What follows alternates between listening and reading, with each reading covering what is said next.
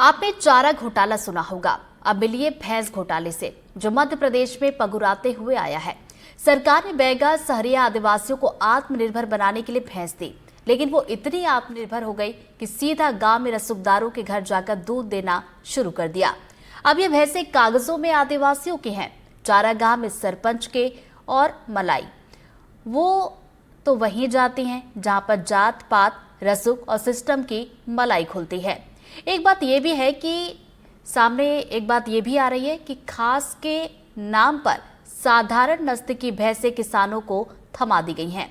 अब गरीब आदिवासी किसान किसके आगे बीन बजाए, देखिए हमारी खास रिपोर्ट।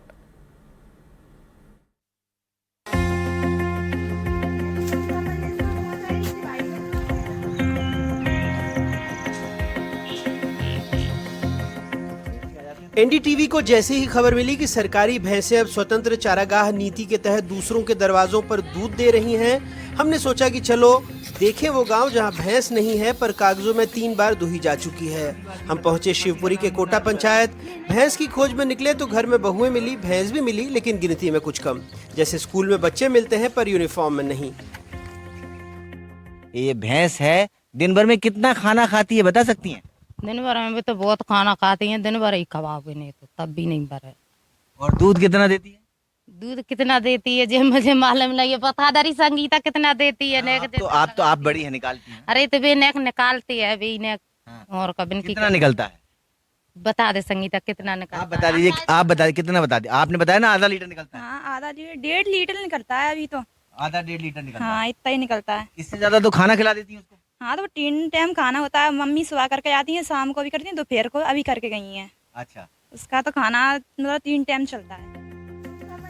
घर वालों से पूछा सरकारी भैंसें कैसी हैं। जवाब मिला भैंस तो है पर खाती बहुत है और देती उतना ही है जितना सरकार वादा करती है, यानी उम्मीद ज्यादा हकीकत कम।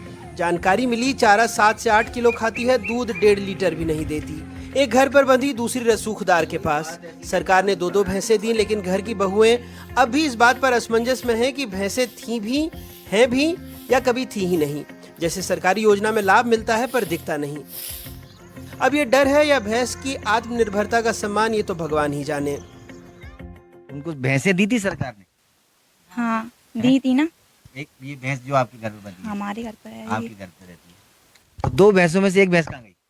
2 भैंसों में से अब तो मैं तो अभी शादी हुई है मेरी, मुझे मालूम नहीं है, ये बड़ी है ना, मालूम होगा। अच्छा, किसी के पास होगी, क्या चलने गई होगी, ससुर ले गई होंगी।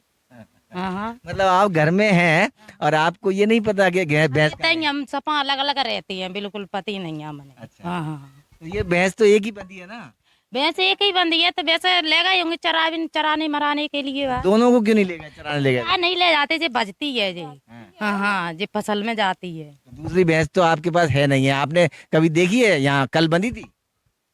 कल बंधी थी क्या? कल तो क्या नहीं बंधी थी। कल नहीं बंधी थी ना, तो इसका मतलब नहीं है ना भैंस दूसरी, भैंस एक ही है ना? हाँ, एक ही है यार। बताइए ना, सही है, एक ही बताइए, आप एक ही भैंस है ना? हाँ, एक ही है अभी तो आपके पास दूसरी भैंस नहीं है, तो दूसरी भैंस कहाँ दे दी आपने, सही बताइए। अजय तो मम्मी को पते होंगे, अब हमें काप तो। अब हम पहुंचे काकर गांव। नाम था जसवीर। आदिवासी पूछा भैंस कहाँ है, बोला फार्म पर है। अब ये फार्म खेती वाला नहीं, दबंग सरदार वाला था। मतलब योजना सरकार की, भैंस सरकार की, दस्तखत जसवीर के और मलाई सरदार की। शायद अगली योजना में भैंस सीधे ठेके पर दी जाएगी, लीज एग्रीमेंट के साथ। जसवीर, सरकारी योजना से भैंसें मिली थी? मिली थी। कितनी मिली थी? 2। कहाँ है फार्म पे। फार्म? किसका है? सरदार का है। सरदार जी का। बटाई करता हूँ भाई। सरदार जी का फार्म है, भैंसे जसवीर के पास नहीं है। अब भैंसे जसवीर के पास नहीं है, इसके पीछे की वजह जान लेते हैं। यहाँ क्यों नहीं रखी? जगह नहीं है साहब अपने पास, अभी जगह नहीं है कि सरकार की योजना है, सरकार की योजना के मुताबिक इनको भैंसें दी जाती हैं, भैंसें ये अपने नाम से लेते हैं, लेकिन इनकी भैंसों को कहीं और रखा जाता है और उनका दूध और उनकी मलाई कोई और खाता है। मेरी बात सही है ना? क्योंकि देखो, क्योंकि हम भी तो खाते हैं, और क्या आएगा? कहाँ है दूध, बताइए। दूध है? आप सुबह दूध लाए थे? हैं, बताइए। डेयरी पे दे आते हैं दूध, डेयरी पे दे आए थे? घर में तो दूध होगा। अरे तो शाम को लाता, दम दादा फ्रिज नहीं है हमारे पास। अच्छा। हाँ। मुख्यमंत्री दुधारू पशु प्रदाय योजना में पहले सिर्फ गाय मिलती थी, 2 साल से भैंस भी मिलने लगी। योजना में बैगा, भारिया, सहरिया को लाभ मिलता है। हितग्राही को केवल 10% अंशदान देना होता है, 90% राशि सरकार देती है। प्रति हितग्राही 2 पशु मिलते हैं। योजना के लिए 29 करोड़ 18 लाख रुपए का प्रावधान था। गाय पर 1,89,000 रुपए, भैंस पर 2,43,000 रुपए का। गाय के लिए हितग्राही को 18,925 रुपए का अंशदान देना होता है। भैंस के लिए 24,300 रुपए का अंशदान। बैगा जनजाति के लिए योजना 6 जिलों में है। भारिया जनजाति के लिए छिंदवाड़ा में, सहरिया जनजाति के लिए 8 जिले शामिल हैं, जिसमें शिवपुरी और मुरैना भी है। अब जब हम प्रशासन का पक्ष लेने पहुंचे तो आनन फानन में जांच टीम बनी। अभी तक 60 हितग्राहियों की फहरिस्त हमारे पास है, जिनकी भैंस किसी और के खूंटे पर बंधी है। अकेले 2 गांव में विश्राम, कुसुमला, जसवीर, बीरबल, बालकिशन, राधेश्याम, मिथुन जैसे कई नाम हमने खोज निकाले।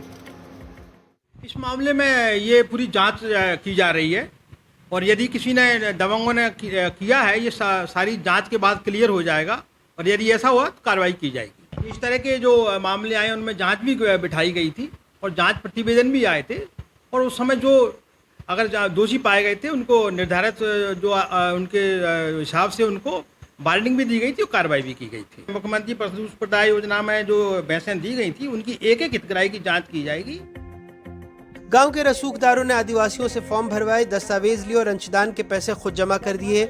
सरकारी योजना में भैंस आदिवासी के नाम, लेकिन बंधी मिली दबंगों के बाड़े में, कहीं एक तो कहीं दोनों। मुझसे कोई शिकायत करता है तो हम मौके पर जाके उसकी जांच करते हैं। पूर्व में भी इस तरह की शिकायतें आई हैं और तत्कालीन अधिकारियों द्वारा उनकी जांच भी की गई है। फोटोग्राफ भी उपलब्ध है हमारे कार्यालय में, जांच प्रतिवेदन भी है, ऐसा कोई नहीं है।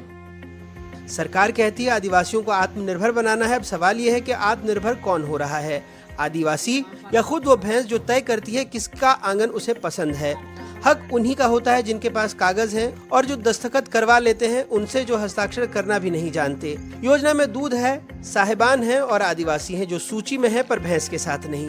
शायद सरकारी योजनाओं में अब जानवर भी पहचानने लगे हैं किसके घर जाना है और किसके नाम पर कागज बनवाना है।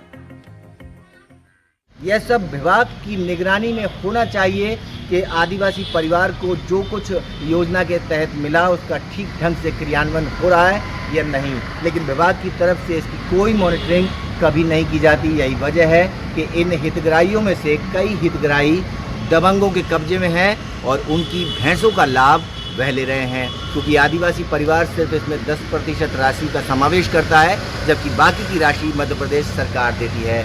ऐसे में यह फलीभूत होने वाली योजना आदिवासियों के लिए बेहतर नहीं बल्कि दबंगों के लिए बेहतर साबित हो रही है। शिवपुरी से कैमरा साथी देवराज के साथ अतुल गौड़, NDTV।